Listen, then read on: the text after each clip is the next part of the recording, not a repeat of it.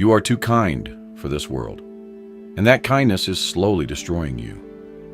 Not because kindness is weak, but because you have been kind in a world that has not read the same rule book as you. You play fair. You are transparent. You trust. You extend good faith like a currency with no limit. And somewhere, deep in a quiet moment alone, you have noticed something terrifying. The ruthless ones are winning, not the most competent, not the most honest, not the most deserving. The ruthless ones, the ones who have no visible conscience, the ones who smile at you in meetings and cut you off at the knees in private, the ones who take your ideas, your loyalty, your openness, and use them as leverage. And you tell yourself a comforting story. They will get what they deserve. Karma will balance the ledger. Niccolo Machiavelli wrote his book 500 years ago, and he is still considered dangerous. They banned it. The Catholic Church placed it on the index of forbidden books. Napoleon kept a personal copy covered in his own handwritten notes. Why? Because Machiavelli did not write philosophy. He wrote a manual, a cold, surgical, devastatingly accurate description of how power actually operates, not how we wish it operated. The Prince is not a book about how to be a villain. It is a book about how to survive. And the distinction is one that most people, including most of Machiavelli's critics, have never been willing to sit with. Here is the opening wound, the truth that tears. Good people lose not because they are good, they lose because they are naive about evil. There is a catastrophic difference between those two things, and most people spend their entire lives confusing them. Machiavelli watched it happen in real time. He served the Florentine Republic. He watched brilliant, moral men, men of genuine virtue, lose everything, not to superior talent, not to divine punishment, but to superior strategy. He watched Cesare Borgia, a man of genuinely monstrous character, hold entire territories together through a calculated architecture of fear, loyalty, and controlled violence that the idealistic princes around him could not comprehend, let alone replicate. And Machiavelli made a choice that has horrified comfortable thinkers ever since. He decided to describe reality instead of reality as it should be. He wrote, "The distance between how one lives and how one ought to live is so great that he who neglects what is done for what ought to be done sooner learns his ruin than his preservation." Read that again, slowly, because that sentence contains more practical wisdom than 4 years of most university educations. You have been taught to operate in the world of ought. You ought to be rewarded for your hard work. They ought to recognize your loyalty. It ought to be enough to simply be correct and good and reliable. Meanwhile, the world operates ruthlessly in the world of is. And while you wait for ought to arrive, is taking everything. But here is where most dark psychology content stops. Here is where most cynics make their critical, fatal error. They conclude, therefore, become Cesare Borgia, become the monster, lie, manipulate, exploit, and discard. Machiavelli himself never said this, not once. This is a grotesque misreading that has lasted 5 centuries. The actual lesson of Machiavelli, the one buried under centuries of scandal and misinterpretation, is this: a good person who is also ruthlessly competent is more powerful than either a ruthless person or a merely good person alone. He did not tell you to abandon your values. He told you to stop being defenseless. There is a specific kind of good person that the predatory world absolutely cannot defeat. Not the naive good person, not the idealistic good person, but the good person who has mastered the rules of the predatory game and chooses from a position of full understanding and full power to operate with integrity. That choice means something. Integrity without options is just weakness with good branding. Integrity with options, with the full capacity and strategic intelligence to be ruthless, and the conscious decision not to be, that is actual moral strength. Machiavelli understood the anatomy of power in a way that is still clinically accurate today. Power is not given. It is never given. It is constructed, and it is constructed from three raw materials that most good people systematically refuse to acquire. The first material is the willingness to be feared. This is not the same as being cruel. Machiavelli wrote his most famous line, that it is better to be feared than loved if you cannot be both, in a specific, precise context that people constantly rip out. He was not advocating for cruelty.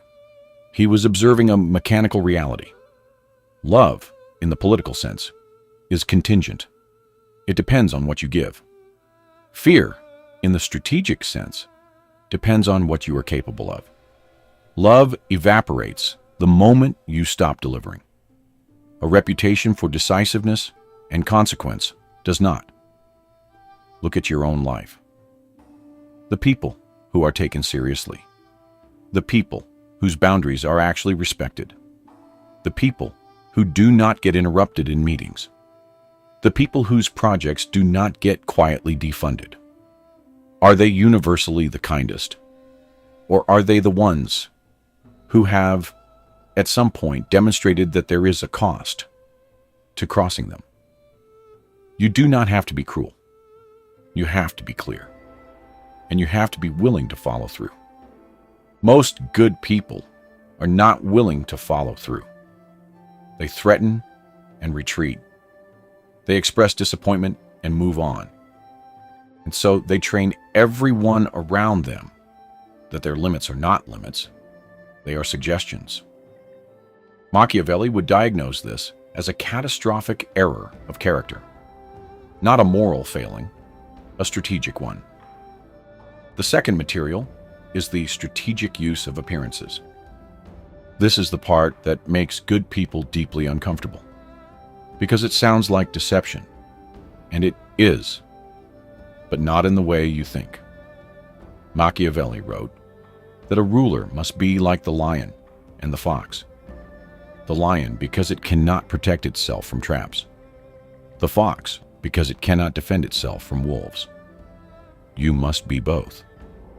You must know when to be the lion, direct, powerful, undeniable, and when to be the fox, indirect, patient, reading the terrain. Good people believe that authenticity means constant transparency, that you must always show your entire hand, that anything less is dishonesty.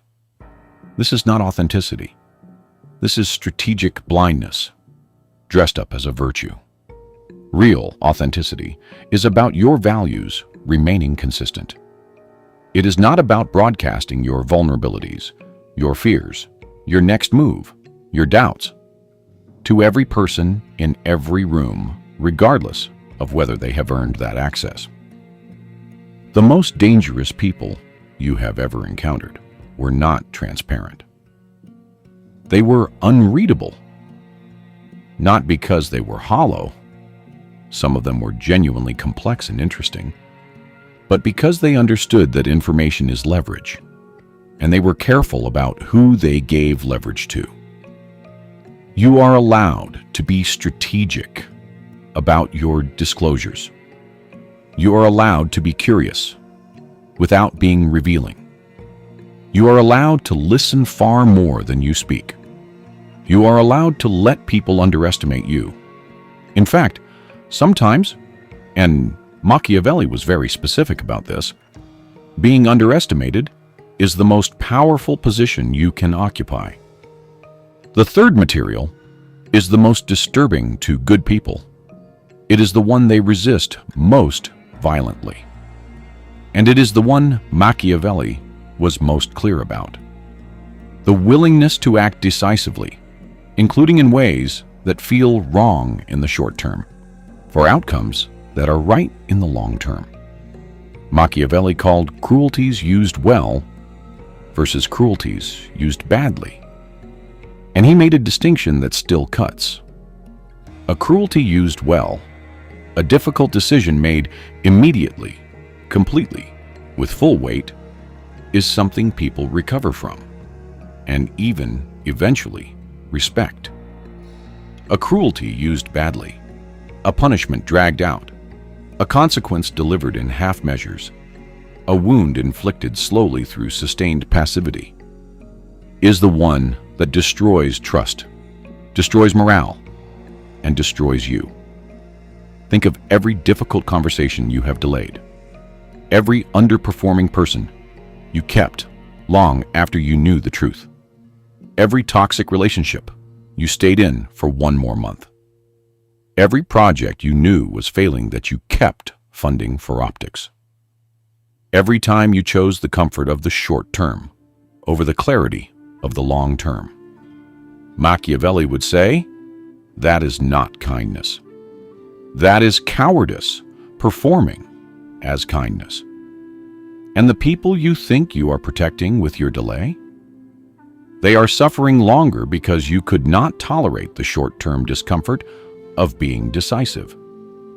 The merciful thing, the actually compassionate thing, is often the fast, clean, difficult thing. A wound closed immediately heals. A wound that is reopened slowly every single week becomes infected.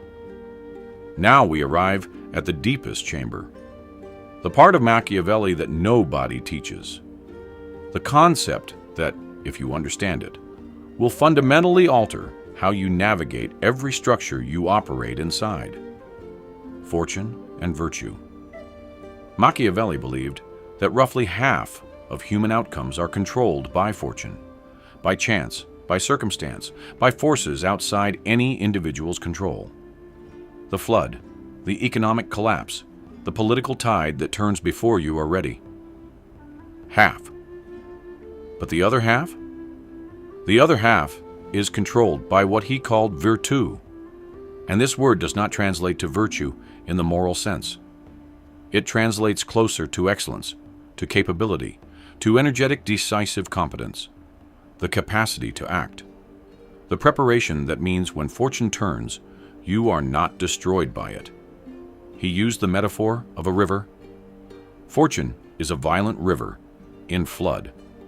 A man who has built no embankments, made no preparation, developed no capacity, the flood destroys him. A man who has built channels, embankments, who has prepared, the flood is still powerful. He cannot stop it. But he is not swept away.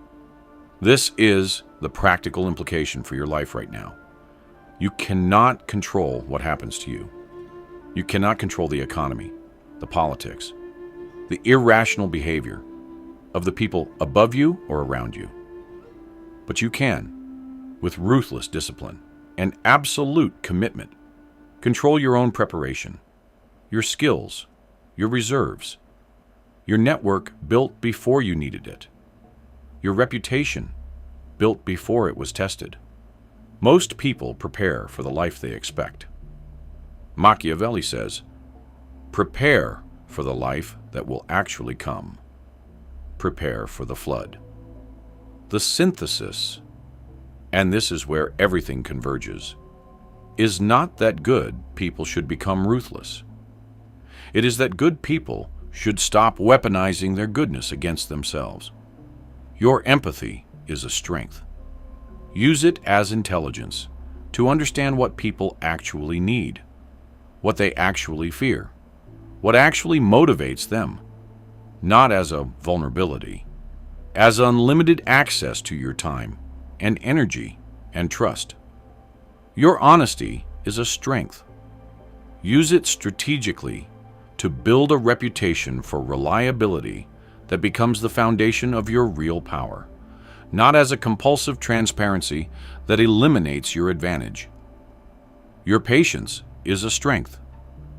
Use it as strategic timing, knowing when to move and when to wait, not as passive endurance of things that should be decisively ended. Machiavelli's most radical and most misunderstood insight is this: the world does not reward goodness, but it does, eventually and absolutely, reward competent people who are also good, because they are the only ones who can be trusted with power without destroying everything they touch. The purely ruthless person wins in the short term. History is full of them.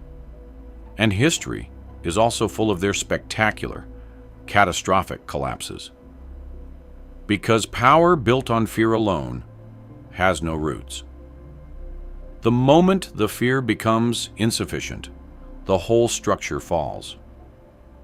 But the person who has learned the dark skills, who has mastered the mechanics of power, who understands the anatomy of human nature, who is capable of the full range of strategic response, and who then chooses, deliberately and consciously, to be honest, to be fair, to build something lasting rather than extract and discard, that person is nearly impossible to defeat.